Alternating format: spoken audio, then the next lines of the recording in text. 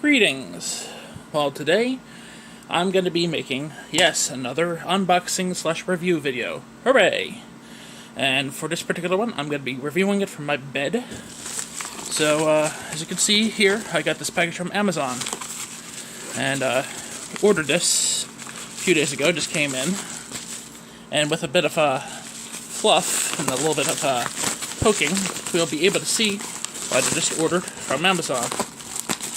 So if you give me a split second, I shall show you.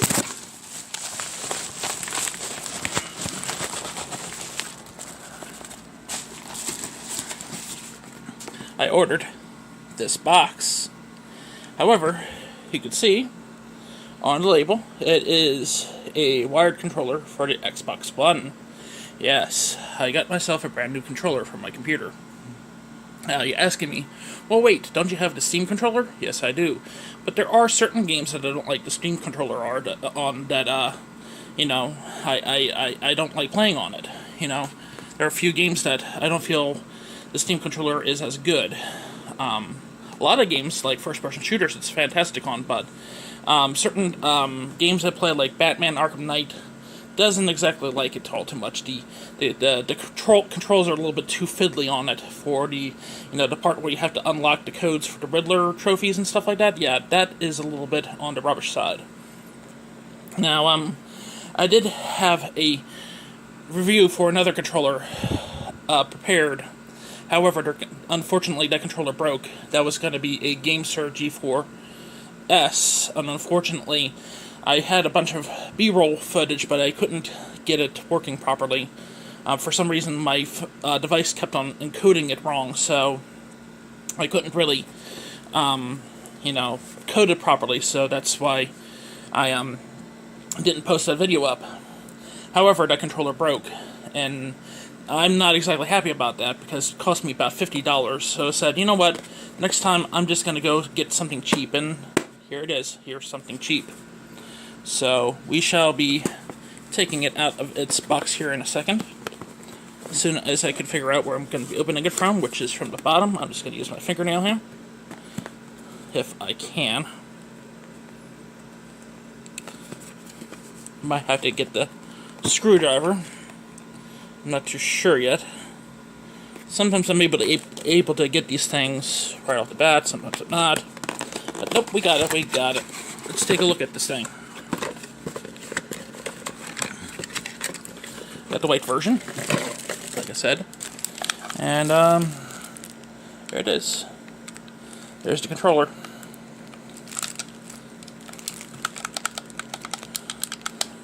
Ooh, I like that trigger. I like those triggers. And A, B, X, Y.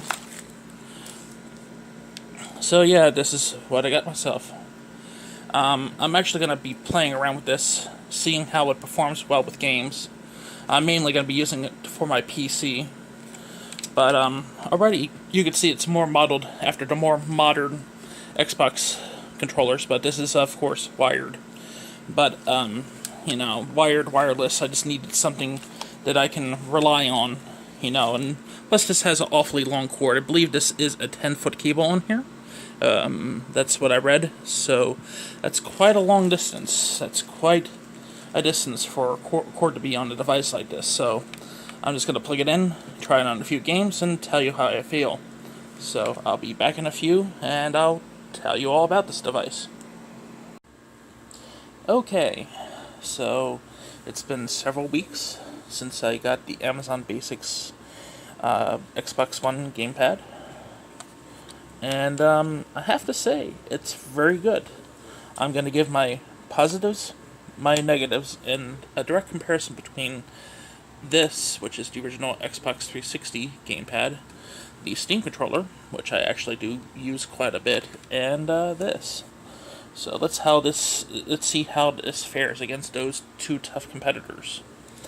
So firstly, let's talk about the pros. First pro is, build quality.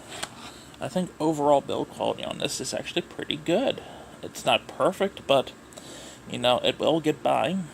The two buttons here, which are normally the start and back button on the 360 controller, are now the window button and the hamburger button on the Xbox One. It has a very, very, very nice D-pad, which is a upgrade from the 360's awful D-pad, which is the only thing I don't like about the 360 controller. It has very nice analog sticks. Not as good feeling as the 360's. As you can tell, this thing's quite old because these have yellowed a little bit over the years, but it's still very, very good. I still love this controller.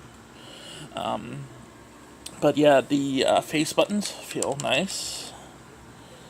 Feel as nice as the 360's, and yes, they also feel as nice as the Steam controller. All these controllers have very nice feeling face buttons, so if you're into that sort of thing, yeah, this is pretty good. The analog stick on the Steam controller and the Xbox 360 controller and this are all very, very good in my opinion. So you really can't go wrong with any of these for that part. So yeah, overall pretty good on the build quality. I have very little complaints on that. I mean, I have two complaints about that, but I will get onto that when I get to the cons section. But yeah, it's definitely modeled on the modern Xbox One controller, which uses a standard quarter-inch jack there, as opposed to the weird proprietary jack that the 360 did, and the weird proprietary jack that the Xbox One originally had. So, yeah, very glad to see that going on. Very, very happy. Also, one thing of note is that both the original 360 and the Amazon Basics gamepad have the Breakaway Cable. Yeah, very, very good. You know, if you're going to have a wired gamepad, yeah, the Breakaway Cable is perhaps one of my most favorite features that Microsoft developed. I wish others would have caught on with a very similar technology, especially with the Sony PlayStation and the Nintendo consoles out there. I really wish they would have had a Breakaway Cable type design there. But yeah, these are interchangeable. They're compatible with one another, so no need to worry about getting your cables mixed up. They're pretty much the same. A little bit different, but they will fit. So yeah, very, very nice to have the Breakaway Cable as a main feature in these two gamepads. I do like using wired controllers over wireless ones, because as much as I like having wireless technology, there's many things that are a little bit wonky about wireless, like needing batteries for this gamepad and the Xbox One's standard gamepad. You need batteries for those. Now, of course, Sony has their own built-in battery for the PlayStation 4, but removing that and replacing that is a huge hassle. I have done it before, and unfortunately, it's not a fun experience. If you're going to have removable batteries, I actually like the approach that Microsoft and Steam did. I know a lot of people groan at Steam for having standard AA's, and people groan at Microsoft for having standard AA's, but they do have a certain advantage over the PlayStation 4's controller, which is removable batteries. They're easy to get to. You can take them out and replace them. As opposed to if the batteries go dead on the PlayStation 4's controller or the PlayStation 3's controller, you're in for a world of hurt. So that's the only thing I really don't like about those controllers compared to this. I mean, yeah, sure, AA's are a big pain in the butt, and yes, many say that they're outdated, but I like having that ability to easily swap my batteries in and out, even if they are not rechargeable. So sorry. Still though, for me, I do feel that wired controllers still have a place in this world. Especially when they're 10 feet long, because the one on the Amazon Basics is 10 foot long, and of course the one on the Xbox 360 is still pretty darn long, so really can't go wrong with the length on both these things, on their cables. So very, very good, very good. I like having long cables on my wired controllers. I like having a solid connection because, another thing that goes along with wireless technology is that you have connectivity issues. You have, even Bluetooth has its weaknesses. So, even that has its severe weaknesses. I literally have to put the wireless receiver quite near to it sometimes for it to work properly. It's a little bit finicky sometimes, and I've had a very similar issue with the PlayStation 4 and the Xbox One in the past. So, yeah, not exactly a fun experience with wireless technology sometimes. That's why I actually do like wired controllers. There's just something about them that I like.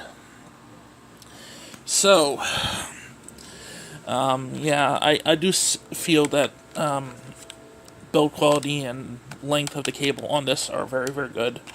One thing I definitely like about the Amazon Basics controller is the textured back, which is this nice pattern back here. It almost feels like it's rubberized, but it's not. It's in between of a rubberized controller and non-rubberized. It's very, very comfortable. It's something I really, really like about it.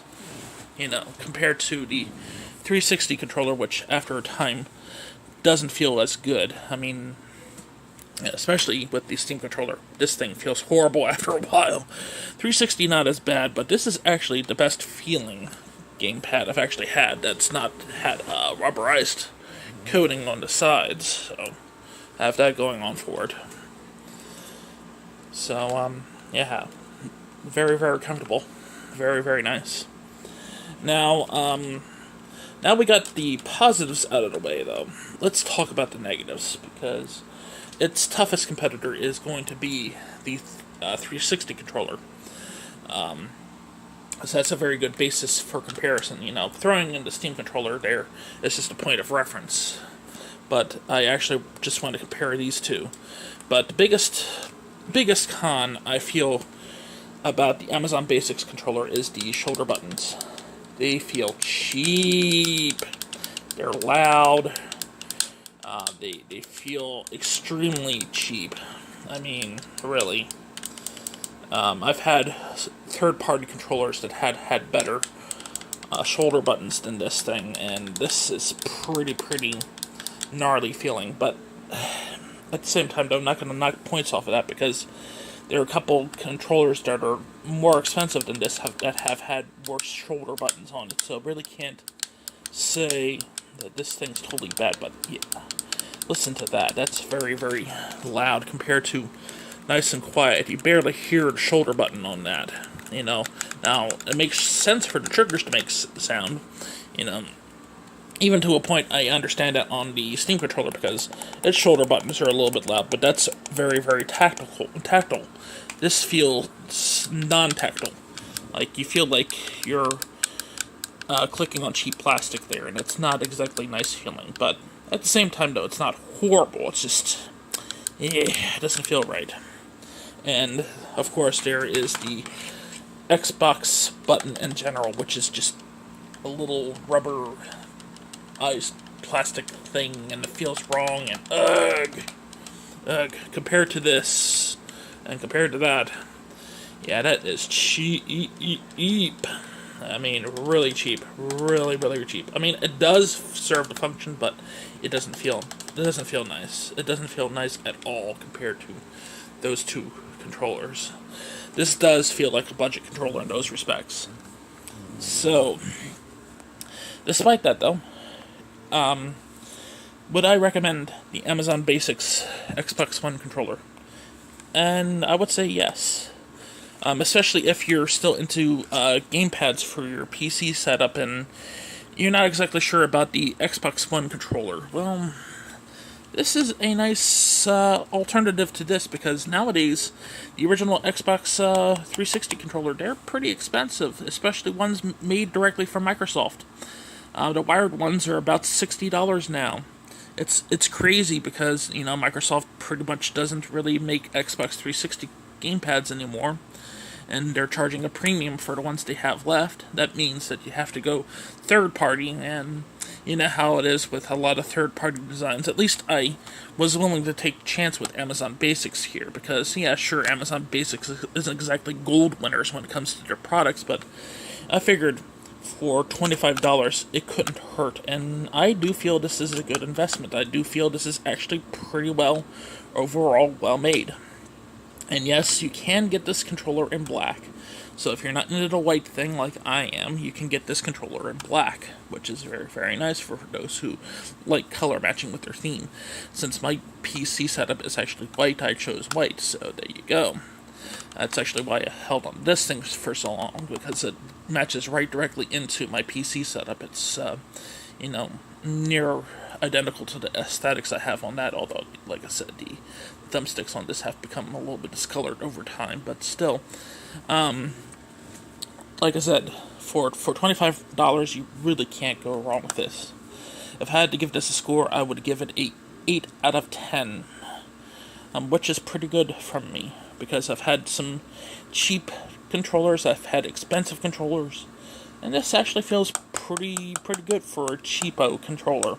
I've had Mad Catz controllers, I've had third-party Chinese brands that were way worse than this thing. This feels at least reliable, and it's going to last me a little bit.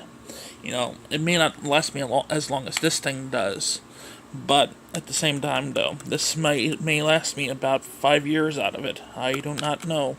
Let's see how that is. I will see how that is, but you won't, because I'm not going to be picking this thing up again. I'm not going to be talking about this controller more after this point now. But still, yeah, interested in a brand new controller for your setup? This is the way to go. Unless you actually want to buy a regular Xbox One controller or a PlayStation controller for your PC setup, or if you actually do use a PlayStation 4 or whatever. But if you use a PC or use an Xbox One for that matter, this is not a bad move. Anyhow, I'll be seeing you soon, hopefully with another video, and take care. Bye-bye.